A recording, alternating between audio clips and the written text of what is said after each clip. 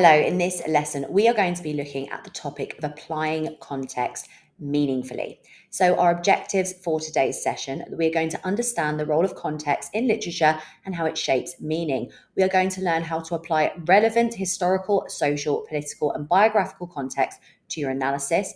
We are going to explore strategies for integrating context seamlessly into your essays as well.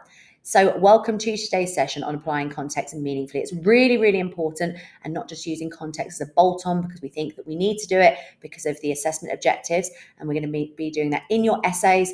And context helps us understand the deeper implications of a text by considering its historical, social, and cultural background. By the end of this session, you'll be able to apply context effectively to enhance your analysis and your ideas without overwhelming it, or without, as I said, it just being a bolt-on, which is what we want to avoid, because that is not going to get you those top marks, your context. So what is context, first of all? Assessment objective 3, context refers to the background information that influences a text. So that's really key, that influences a text. We don't just need extra details about the writer that bear no relevance to the text itself. So this could include the time period in which the text was written or set, the historical context, the social context, the social norms, attitudes, and class structures that inform the text, political context, so the political events or ideologies reflected within the text, any biographical details that are relevant, so how the author's own life and experiences influence the writing, but as I said, only if it's relevant, and more often than not, biographical detail is unnecessary. So as an example, in Macbeth, Shakespeare's presentation of kingship and treason is influenced by the political context of King James I's reign and his fear of rebellion. That is relevant. And as a grade 8 or grade 9 tip, don't treat context as separate from your analysis. Always connect context directly to the themes or ideas in the text. So why is context important? So context helps us understand why a writer has made certain choices and how those choices reflect the values or concerns of their time.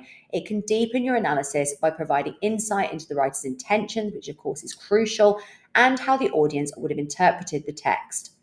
And then, as an example, in An Inspector Calls, Priestley's socialist beliefs are reflected in the play's critique of capitalism. So that is some relevant biographical detail about Priestley, his own beliefs, his own life. So his critique of capitalism and the need for collective responsibility, which resonated with a post-war audience in 1945. And as a grade 8 or grade 9 tip, context should enhance your analysis, not dominate it. So you're using context to extend your ideas and not dominate it and overwhelm it, because remember, it is not the overarching assessment objective. It is a tool to help you explain why the writer presents certain themes in a particular way. So identify relevant context. Not all context is relevant, as I've already said. Focus on specific historical, social, or political factors that influence the text and relate directly to your analysis. So ask yourself, what was happening in the world when the text was written, and how does this affect the themes or characters? So as an example, in Macbeth, the theme of ambition is closely tied to the Jacobean belief in the divine right of kings and the consequences of disrupting the natural order, which were important in a time of political instability. And as a grade 8 or grade 9 tip, be selective with the context you use. Only include information that adds value to your argument and helps explain the writer's choices. So weave context in. The key to applying context meaningfully is to integrate it smoothly into your analysis. Context should never feel like an afterthought or a bolt-on. It should be woven into your discussion of the text. Now, whatever structure you are following, sort of paragraph-wise, the reason that the examiner's reports and exam boards say that they can be limiting, so I mean P paragraphs, peel paragraphs, Peter paragraphs, petal paragraphs, whatever structure you use, think of those as a checklist for what you should include. Now, often those structures encourage students to kind of add context last, and that isn't always the best place for it. It could be that the context works well within your point or within your analysis, and the best students are going to be able to manipulate those structures and have their paragraphs driven by their ideas and not rigid structures. And that is why the examiner's reports will say that sometimes those structures can be limiting. So use context to explain why certain themes or characters are presented in a particular way, and do that in whatever order feels natural. And don't think, oh, I haven't done my reader response or talking about the audience yet, and then I'll put my context in. It could be, as I said, the context is going to be woven in before that. So use those paragraph structures as a checklist of the things that you should have in every paragraph, but don't follow them rigidly if that feels unnatural. So as an example, Shakespeare's portrayal of Macbeth's ambition reflects the Jacobean concerns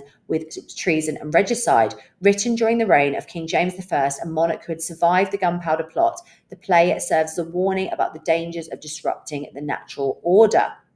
So grade 8 or grade 9 tip, always link context to the writer's intentions, or what is their message, because that will then help you write that conceptualized response where you've outlined the overarching ideas and the function of the character or the theme in your introduction, and ask yourself, how does this context help me understand what the writer is trying to say? So apply context to key themes. So context is particularly useful when discussing the themes of a text. Consider how the writer's context shapes the way the themes like power, class, or identity are presented. And as grade 8 or grade 9 tip, link context to themes, not just individual quotes or characters. And this shows a deeper understanding of the writer's broader message. And as an example, in Inspector Calls, the theme of social responsibility is shaped by the post-war context. Priestley, writing in 1945, advocates for a more equal and compassionate society, reflecting the socialist ideas that were gaining popularity in the aftermath of war. So context and audience then, these two are often inextricably linked, that they are completely tied together. So think about how the original audience, the contemporary audience, would have interpreted the text differently from a modern audience. Context helps us understand how the text would have resonated with people at the time it was written, and consider how historical events such as the Gunpowder Plot in the case of Macbeth, or social attitudes might have shaped the audience's response. So as an example, in Macbeth, a Jacobean audience would have viewed Macbeth's ambition as particularly dangerous because it threatened the divine right of kings, a key political belief at the time. A modern audience might focus more on the psychological aspects of guilt and ambition.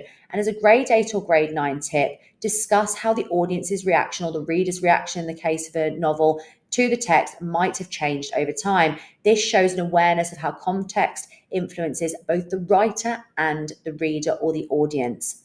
So as an example, in Inspector Calls, Priestley's portrayal of Mr. Burling's capitalist views is shaped by the political context of post-war Britain. Written in 1945, a time when socialist ideas were gaining momentum, Priestley uses Burling, so thinking about Burling as a device. Remember, if you've watched the lesson on characterization being key, writers will often use characters as devices. They are methods, they count as AO2. So Priestley uses Burling to represent the selfishness and irresponsibility of the upper classes. Burling's dismissal of community and all that nonsense contrasts sharply with the inspector's call for collective responsibility, reflecting Priestley's belief in the need for social reform. The play would have resonated strongly with a post-war audience, many of whom were eager for change after the hardships of 2 world wars. And as a grade 8 or grade 9 tip, make sure your use of context is always tied to the specific aspects of the text. Don't just mention context, explain how it deepens your understanding of the writer's message. Now, some common pitfalls that we can encounter. So overloading with context, remember, is only 20%. So too much context can overwhelm your analysis. Focus on the most relevant historical or social factors that extend your analysis. Forgetting to link context to the text. So context should never stand alone. It must always be tied to your analysis of themes, characters, or techniques focused on the question. And using a relevant context, so only include context that enhances your understanding of the text. Avoid irrelevant historical facts that don't contribute to your argument. And as a grade 8 or 9 tip, context is there to support your analysis, not dominate it. Always ask yourself, how does this help me explain the writer's choices?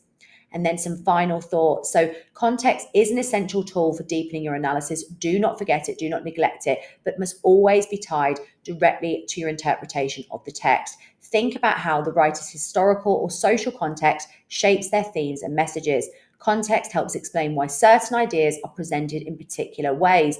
And try it yourself. Choose a key theme from Macbeth or an Inspector Calls and write a paragraph applying context to your analysis. Focus on how the theme reflects the historical or political concerns of the time. So whatever text you're studying, whether it's Macbeth, Inspector Calls, or any other text, try and have a go at writing yourself a paragraph yourself and apply the context to your analysis, integrating it at different points. As I said, it doesn't just have to be at the end and shouldn't just be at the end. Put it in where it feels natural, where it feels like it's going to extend your line of thinking. So that brings us to the end of this lesson on applying context meaningfully. If you have found it useful, make sure you go and check out the other free sessions in the series, and do check out our website where there are hundreds of video lessons and resources to help you push towards those top grades. And don't forget to follow us on social media.